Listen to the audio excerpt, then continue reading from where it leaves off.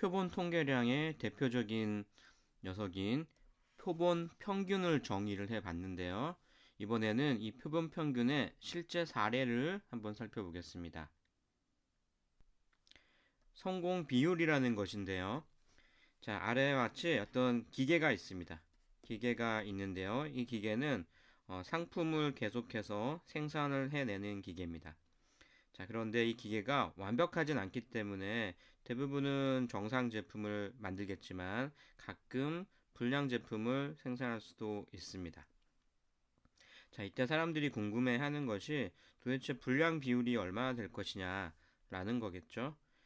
자, 근데 불량 비율은 또 성공 비율로 설명할 수도 있습니다. 1 마이너스 성공 비율 이렇게 되겠죠.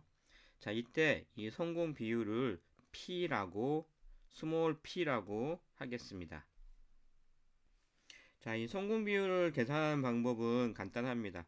전체 생산된 제품 중에서 불량이 아닌 것, 제대로 만들어진 제품의 비율을 구하면 됩니다. 자, 그런데 이 생산된 제품이 보통은 너무 많기 때문에 전체를 대상으로 이 비율을 계산하는 것은 상당히 비용이 많이 들게 됩니다. 자, 전체를 대상으로 이 비율을 계산한다는 것이 모집단에서의 성공 비율을 계산한다는 말이겠죠. 자, 그래서 전체를 대상으로 이 비율을 계산해 보는 것이 아니고 그 N개를 무작위로 뽑아서 표본을 구성을 하는 겁니다. 자, 이 중에서 결함이 없는 K개를 골라낼 수 있다면 이 표본에서의 성공 비율은 n분의 k가 되겠죠. 자, 이 값을 small p hat이라고 하겠습니다. p hat이라고 하겠습니다. 자, 그럼 사람들이 이제 뭐가 궁금할 것이냐면 도대체 이 기계의 진짜 성공 비율이라고 말하는 것은 바로 이 P겠죠. 모집단에서의 성공 비율이랑 이 표본에서의 성공 비율이 얼마나 비슷할지 이것에 관심을 갖게 됩니다.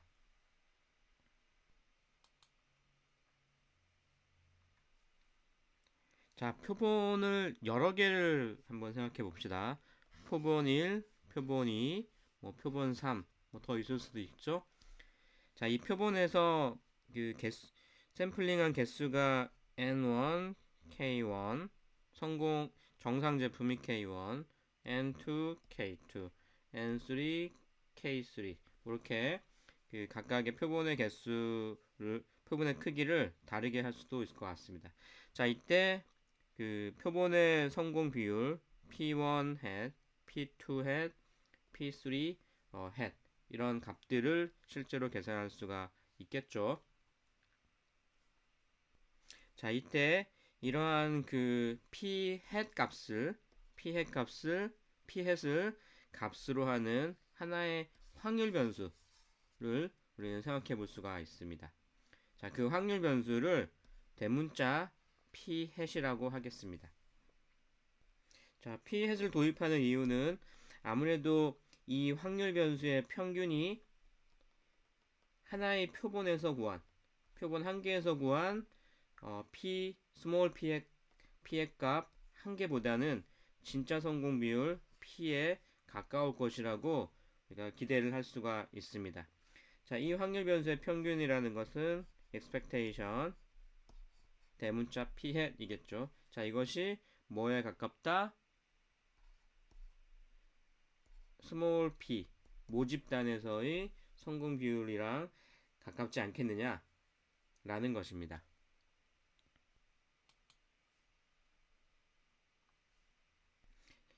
자, 우리가 충분히 가정해 볼 수 있는 거죠.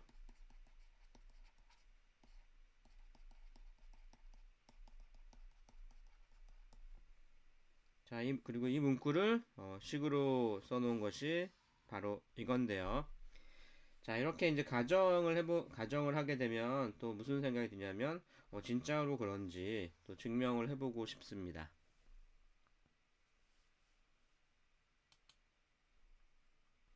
자, 증명이야. 이제 여기서 출발을 해서 뭔가를 전개를 했을 때 그것이 스몰 p 햇이 나온다는 것을 보이면 되는데요. 여기 전개를 하는 부분이 어떻게 전개가 될지 좀 막연합니다. 자, 힌트는 뭐냐면요. 우리에게 뭐가 있냐면 바로 표본이 있죠. 예, 표본에서 어, 시작을 해보겠습니다. 자, 표본의 크기가 n이고요. 성공 개수가 k이고 이것의 비율을 스몰 p 햇이라고 하겠습니다.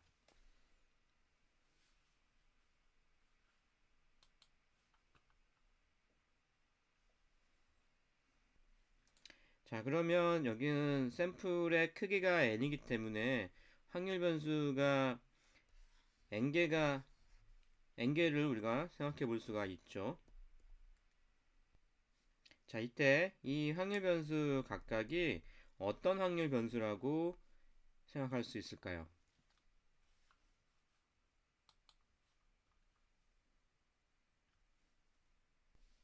자, 각각은 베르누이 확률 변수라고 생각할 수가 있는데요.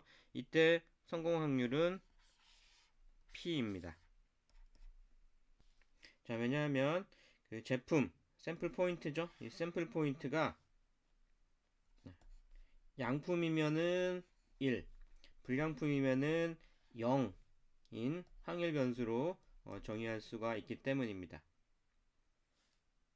자, 그리고 무작위로 잘 뽑았다라고 하면은 이것들은 어떤 특징을 갖고 있냐면 IID 뭐 이런 특징을 갖고 있죠. 그래서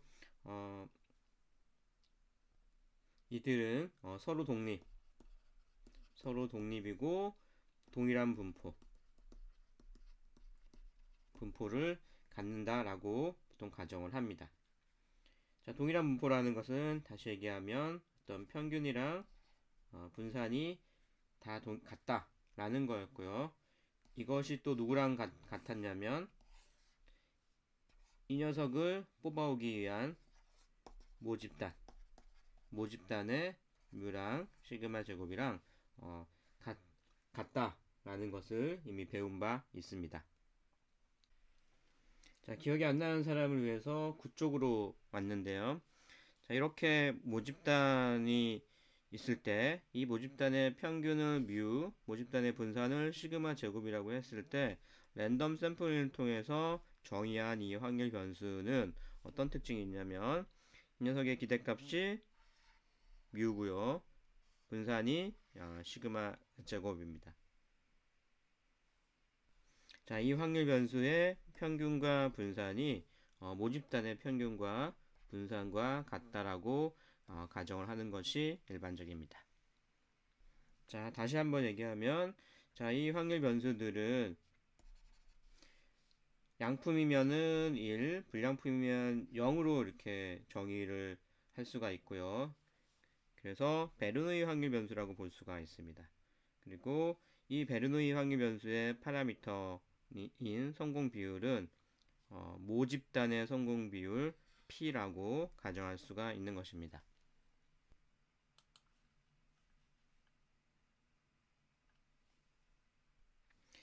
자, 그러면 이 식을 이 확률 변수랑 연관지어서 다시 써보도록 하겠습니다.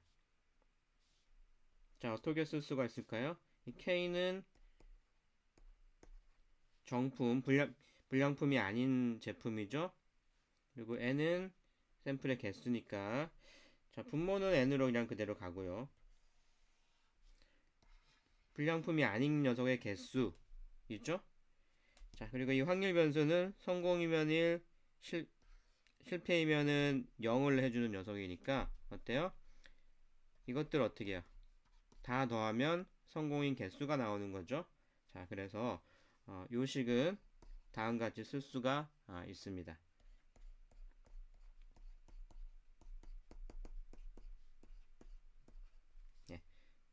확률 변수 대문자 xn x1의 값, 확률 변수 대문자 x2의 값, 확률 변수 xn의 값. 그리고 이들은 각각 0 아니면 1인 값을 나타냅니다.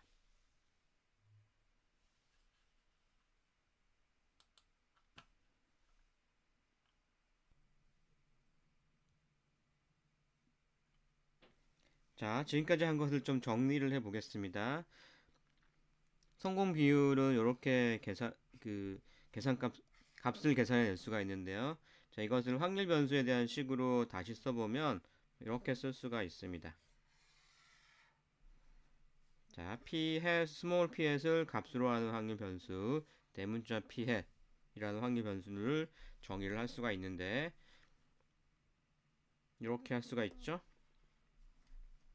자, 그리고 x1부터 xn까지 더한 것을 그냥 x라는 확률 변수로 또 다시 정의를 했습니다. 자, 그래서 확률 비율, 성공 비율. 자, 이 성공 비율은 뭐라고 얘기할 수 있냐면 이 부분을 가만히 보면 이 부분이 뭐냐면 표본으로부터 정의한 확률 변수들이죠. 이것들로 표현이 되어 있고 다 더하고 n으로 나누고 있으니까 이게 바로 뭐냐면 표본 평균이죠. 자, 이때 xi들은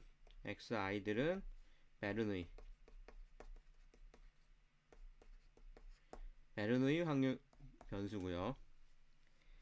자, xi는 모집단의 크기가 크면 또는 뽑았다가 다시 복원하면은 그 다음에 뽑히는 게 전혀 영향을 받지 않죠. 자, 크면 서로 독립이라는 걸 가정할 수가 있습니다. 자, 서로 독립인 베르누이 확률 변수를 다 더한 것을 지금 n으로 x라고 정의를 하고 있으니까 자, x는 성공 횟수에 대한 것이 되죠. 그래서 이 성공 횟수에 대한 확률 변수가 되기 때문에 이 x는 이항 확률 변수가 됩니다. 자, 이항 확률 변수에다가 바이노미널 확률 변수를 어떤 상수값 n으로 나누어 주고 있습니다. 자, 그렇다면 p hat은 무슨 변수가 되겠어요? 네, 그래서 p hat도 이항 확률 변수가 됩니다. 자, 참고로 이 xi들이 독립이 아닌 경우를 생각해 볼 수가 있는데요. 뭐 랜덤 샘플링을 하는데 뽑은 걸 다시 집어넣지 않는 경우를 생각해 볼 수가 있죠. 비복원 추출이라고 하는데요.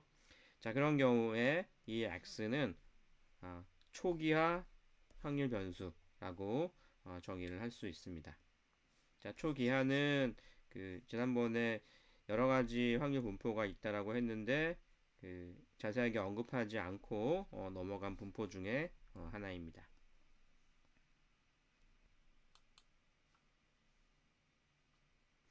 자, 확률 변수가 다 정의가 되었으니까 이 녀석을 전개를 해 보겠습니다. 자, p hat은 이렇게 쓸 수가 있고요.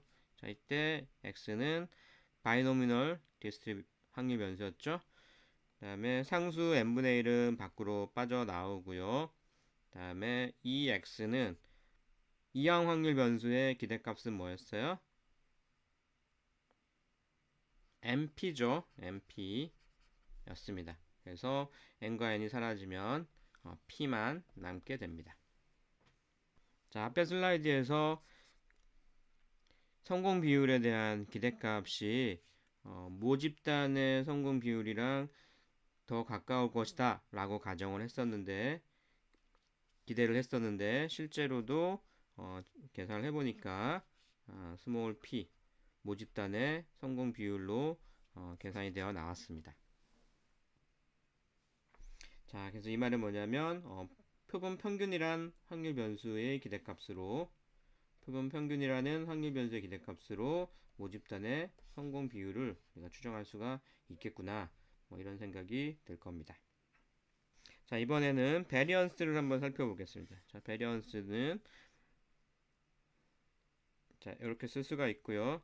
자, 상수는 베리언스 앞으로 빠져나올 때 제곱이 붙어서 빠져나오는 특징이 있죠. 자, 그리고 베리언스 x는 mp 1-p라고 여러분이 잘 알고 있을 겁니다. 그래서 정리를 하면 n 제곱이랑 n이 사라져서 n분의 p 1-p 이렇게 정리가 되어 나옵니다. 자, 이 결과를 잘 기억해 둘 필요가 있습니다. 자, 어떤 관점에서 기억을 하냐면요. 자, 표본 평균이란 확률 변수의 이놈이죠? 네, 이 확률 변수의 분산은 모집단의 분산. 자, 이게 모집단이죠? 모집단의 분산.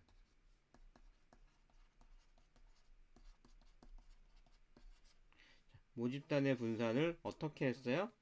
n으로 나누었습니다. n으로 나누었습니다. 자, 이 n으로 나눈다는 것에 여러분들이 주목할 필요가 있습니다. 자, 그리고요, 이 성공 비율이라는 확률 변수는 이항 확률 변수로 정의가 되고 있죠. 그래서 이항 확률 변수는 어떤 특징이 있어요? 자, n이 클 때 정규 분포를 따른다라는 특징이 있었죠. 자, 그래서 이 p hat 이항 확률 변수로 간주할 수 있는 이 p hat이 정규 분포를 따른다 라고 정의할 수 있습니다. 정규 분포를 따르는데 파라미터는 뭐예요? 예, 평균이랑 분산을 써주면 되죠. 자, 평균은 p였고요. 이 녀석의 분산은 n분의 p 1-p 이렇게 계산이 되었습니다.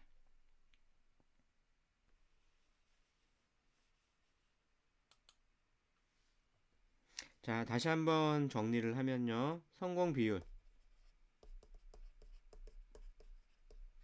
대문자 p hat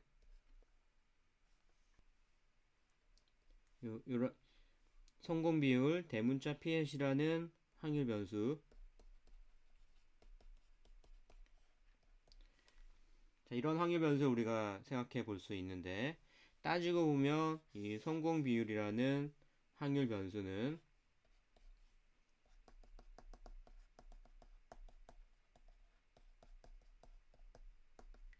표본 평균이라는 확률 변수였죠.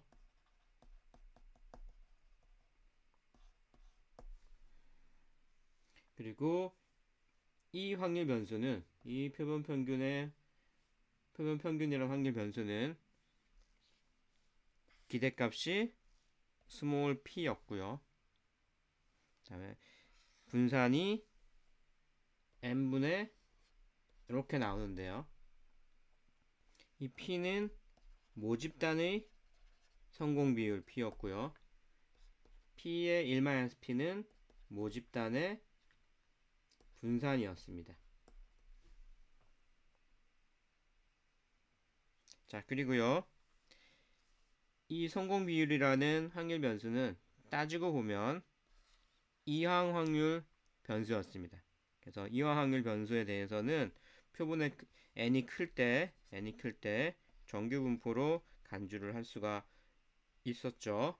이게 중심극한 정리에 의해서 이렇게 간주를 할 수가 있습니다. 그래서 이 정규 분포는 파라미터가 평균이랑 분산이니까 기대값 p 그다음에 분산 값을 넣어줘서 근사를 할 수가 있습니다.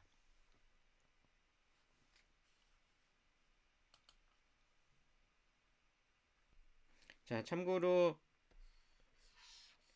대문자 확률 성공 비율 대문자 p hat 확률 변수의 기대값은 스몰 p라고 증명을 했는데요.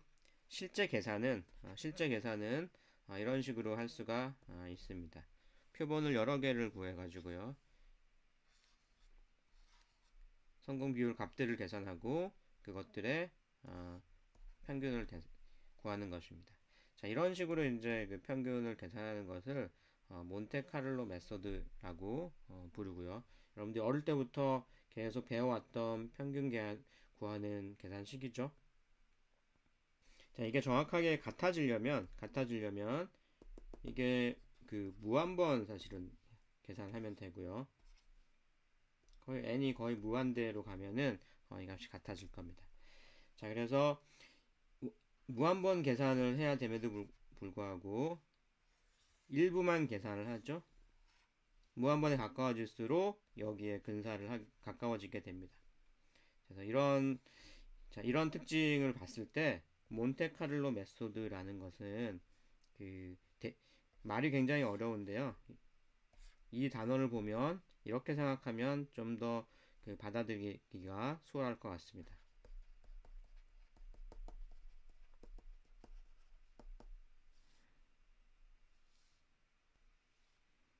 approximation, 네, 근사죠, 근사. 네, 다른 말로 하면 대충. 자, 그래서 몬테카를로 메소드라는 단어를 만나면 너무 어려우니까 단어 자체가 무슨 의미인지 머리에 떠오르는 게 하나도 없죠. 자, 이럴 때는 아, 대충 구하기 또는 approximation, 근사하기 이 정도로 이 단어를 바라보면 마음이 편안해질 것 같습니다.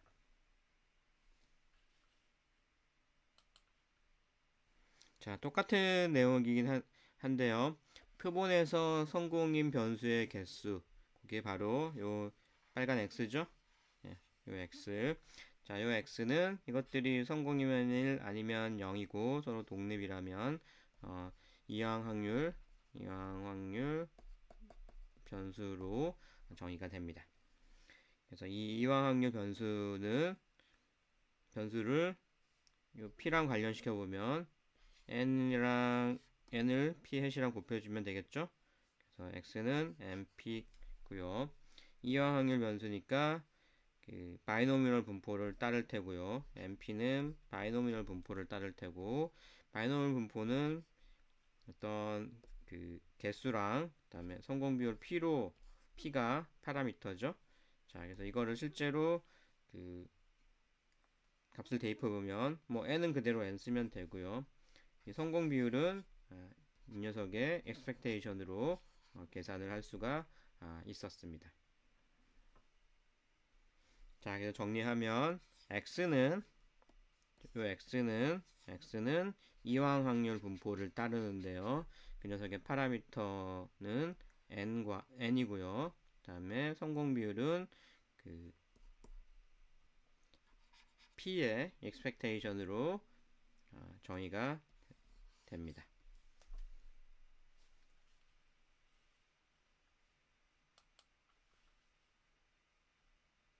자, 앞서 표본 평균의 대표적인 사례로 성공 비율이라는 확률 변수를 살펴봤었는데요. 이번에는 일반적인 그 표본 평균의 특징을 좀 정리해 보겠습니다. 자, 동일한 확률 분포를 가진 독립 확률 변수 n개가 있고 이것의 평균을 표본 평균이라는 이름이 붙은 확률 변수입니다. 그리고 기호로는 x바를 쓰는 것이 일반적입니다. 자, 이때 동일한 확률 분포라고 했을 때 이것의 그 평균 그다음에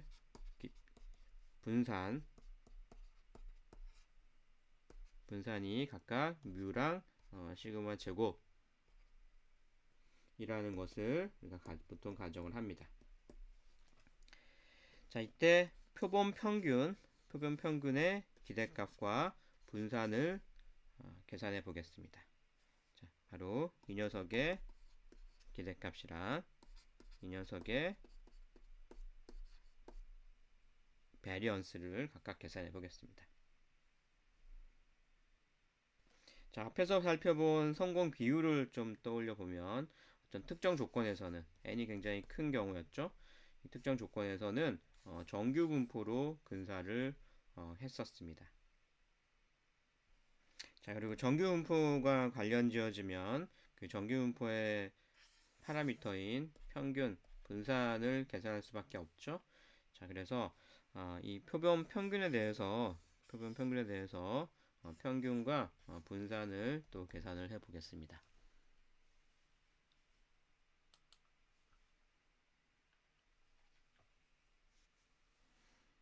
자, 표본 평균이라는 확률 변수의 기호죠. 이렇게 정의가 되어 있고요. 자, 기대값을 계산해 보겠습니다. 그러면 이 부분을 그대로 넣어주면 되고요. 자, n분의 1은 바깥으로 빠져나왔고 xi의 기대값을 계산하면 되는데 이것들은 xi들은 평균이 뮤라고 가정을 했었습니다. 그래서 계산을 해보면 n개가 더해지니까 n분의 1에서 뮤만 남게 됩니다. 자, 그래서 말로 정리를 하면 통계량 표본 평균의 기대값은 모집단의 기대값이랑 같습니다. 자, 베리언스 정리해 보겠습니다. 자, n분의 이렇고요. 자, 상수는 바깥으로 빠져나올 때 제곱이 돼서 빠져나오고요. 그 다음에 xi의 서메이션을 해줬습니다. 자, 이때 서메이션이랑 베리언스랑 순서를 바꿔 쓸 수가 있었죠. 자, 그리고 베리언스 xi는 전부 다 시그마 제곱이었고요. 코베리언스는 다 독립이라고 했으니까 제로죠. 자, 그래서 식이 이렇게 정리가 되고요. n이랑 제곱 없어져서 n분의 시그마 제곱이 나왔습니다. 자, 이 결과물을 또 말로 정리를 해보면 통계량 표본 평균이라는 확률 변수의 분산은 시그마 제곱 모집단의 분산 나누기 표본의 크기입니다.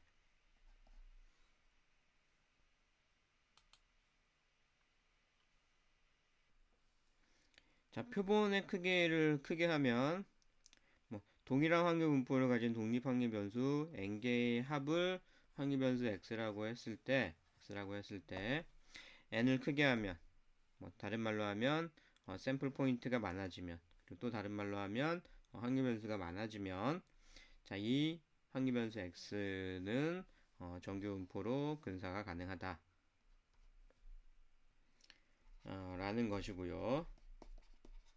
자, 마찬가지로 이때 n개의 평균을 확률 변수로 했을 때도 마찬가지 결과를 얻을 수가 있습니다. 자, 이러한 특징을 우리가 부르는 말이 있었죠? 자, 이러한 특징을 부르는 말이 그 드무아브르 중심 극한 정리 이런 얘기를 했었는데요.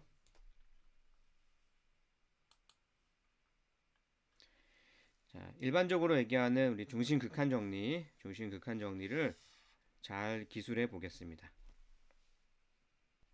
자, 영어로는 Central Limit Theorem 이렇게 얘기하고요. CLT네요. CLT. 자, 중심 극한 정리는 일반적으로 다음과 같이 설명을 합니다. 자, 동일한 확률 분포. 자, 이들의 평균과 분산을 보통 뮤 또는 시그마라고 합니다. 그리고 모집단의 평균도 뮤, 그다음에 그 분산도 시그마, 표준 편차도 시그마겠죠. 자, 동일한 확률 분포를 가진 독립 확률 변수 xi들이 있고요. 이 xi들이 n개가 있습니다. 이 n개의 평균을 x바라고 나타내고요. 이 x바라는 확률 변수를 부르는 이름이 표본 평균입니다. 자, 이럴 때 n을 크게 하면 정규 분포로 근사할 수 있다. 누구를요? 표본 평균 x바라는 것을 정규 분포로 근사할 수 있다. 자, 이것이 바로 중심 극한 정리입니다. 자, 정규분포의 파라미터 모수는 두 가지죠. 하나는 평균, 분산입니다. 정규분포를 하나 정의하려면 평균과 분산을 계산할 필요가 있는데요. 자, 표본 평균, 샘플, 표본 똑같은 말이죠. 자, 표본 평균 x바의 기대값, 그 다음에 분산 각각 얼마죠? 네, 바로 앞에서 계산을 했었죠. 자, 기대값은 μ였고요. 분산은 시그마 제곱인데 그냥 시그마 제곱이 아니고 뭘로 나눠줘요? 표본의 크기 n으로 나누어 주었습니다.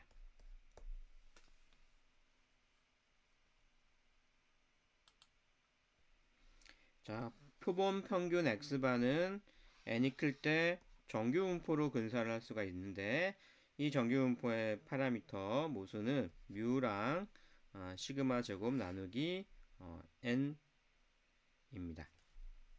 자, 그리고 더 나아가서요. 자, 원래 분포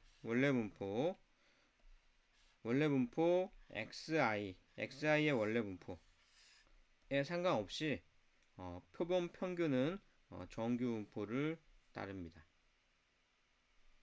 자, 이건 무슨 말인고 하니 xi가 정규분포라는 말은 전혀 없죠. xi가 정규분포라는 말이 전혀 없습니다. xi가 어떤 분포이든 간에 이 xi들로부터 정의한 표본 평균이라는 녀석은 표본 평균이라는 확률 변수의 분포는 n이 클 때 정규분포로 근사를 할 수가 있다 라는 것인데요.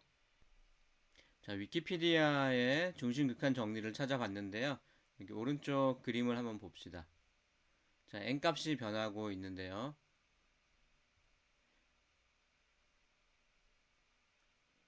n이 1일 때는 이상한 모양의 분포였습니다. 이런 모양의 분포였는데 n을 크게 했더니 점점 정규분포의 모양으로 다가가고 있죠. 자, 그래서 중심극한 정리라는 것이 매우 불규칙한 분포라도 충분히 많은 수를 더하면 표본 평균이죠. 충분히 많은 수를 더하면 그것은 정규분포로 근사가 된다. 이 말입니다. 드무아브로가 얘기한 그 중심극한 정리를 좀 더 일반화해 놓은 것이라고 볼 수가 있겠네요. 자, 중심극한 정리는 다음과 같이 표현할 수도 있는데요. 앞부분까지는 똑같고요. n개의 합, 아까는 평균이었죠. 평균 대신에 n개의 합을 x라고 했을 때 이 x도 n을 충분히 크게 하면 정규분포로 근사할 수 있다. 자, 이때 이 x는 이항 확률 변수이기 때문에 이렇게 할 수 있다는 것을 이미 그 전에 배웠었습니다. 자, 이때 정규분포로 근사할 수 있다라고 하니까 역시 정규분포의 파라미터인 평균과 분산을 그러니까 계산할 수가 있어야 되겠죠. 그래서 x의 평균은 n 뮤고요. x의 분산은 n 시그마 제곱입니다. 자, 그래서 x는 n이 클 때, 스몰 n이 클 때 정규분포로 근사를 할 수가 있는 거고요. 그때 이 파라미터는 각각 다음과 같습니다.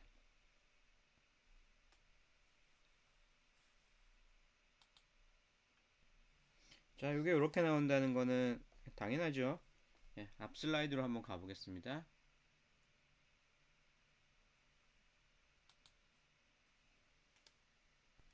자, 우리가 요 합을 x라고 하면 x는 n x 바죠.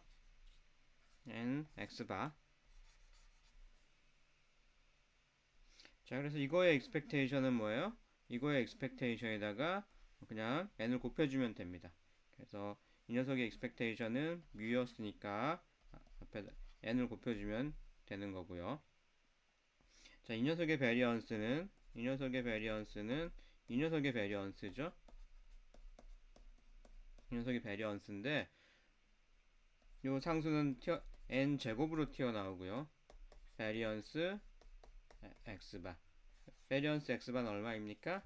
n분의 시그마 제곱이었습니다. 그래서 n 제곱이 있고 n분의 시그마 제곱이니까 날라가면 n 시그마 제곱이 됩니다. 자, 그래서 x의 그 기대값은 m6고요. m6고 x의 베리언스는 n 시그마 제곱입니다. 자, 다시 원래대로 돌아가겠습니다. 네, mu n 시그마 제곱.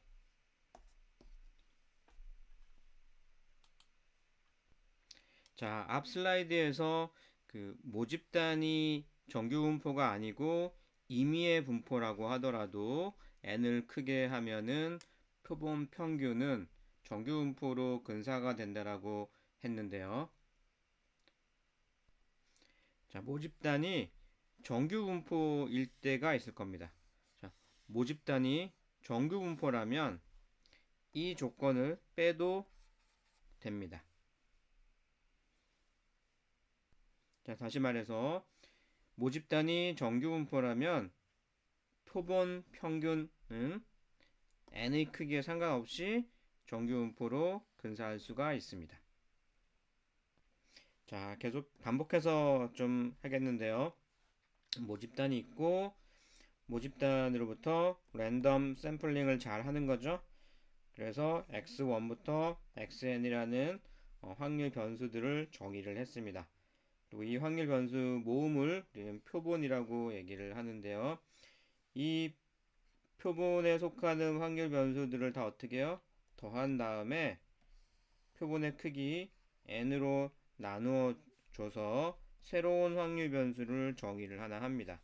자, 이 새로운 확률 변수 이름을 표본 평균이라고 했는데 이 표본 평균은 일반적으로 n이 커질 때 정규 분포로 근사를 할 수가 있습니다. 센트럴 리밋 테어럼에 의해서 그런 거고요. 자, 그런데 특별히 이 모집단 자체가 정규 분포였다면 이 n의 크기가 크지 않더라도 이 녀석의 크기에 상관없이 항상 x바는 정규 분포로 근사를 할 수가 있습니다.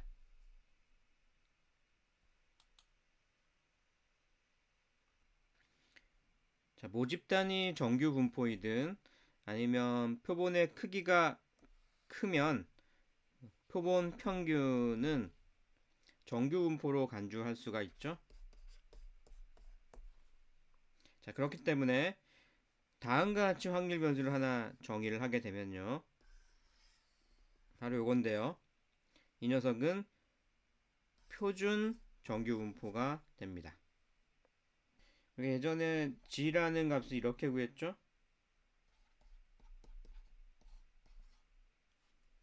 이렇게 해서 표준화한다라고 얘기했었는데 이 g를 값으로 가지는 대문자 g라는 확률 변수는 표준 정규 분포를 따릅니다. 표준 정규 분포는 파라미터인 평균이 0이고 분산이 1인 그러한 정규 분포를 표준 정규 분포라고 부르죠.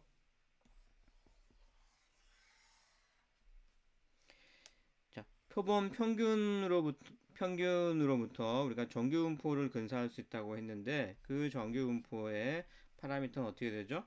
예, 뮤랑 뭐였습니까? 시그마 제곱을 뭘로 나눠줘요? 예, 표본의 크기 n으로 나눠 줬었습니다. 자, 앞에서 한 거죠? 자, 그래서 이것을 표준화하는 식은 x 바 마이너스 평균 뮤 나누기 표준 편차. 자, 표준 편차는 이걸 루트 씌우면 되니까 루트 n분의 시그마 이렇게 써주면 됩니다. 자, 이것이 g가 되는 거죠. 그래서 이 g는 결국은 뭘 따른다? 예, 표준 정규 분포를 따르게 됩니다. 자, 이게 뭐 표본의 크기도 크고 이렇게 하는데 표본의 크기랑 상관없을 수도 있죠? 언제요?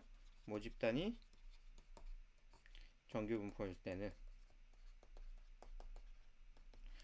모집단이 정규 분포라면 이 표본의 크기에 상관없이 x반은 정규 분포로 근사할 수가 있습니다.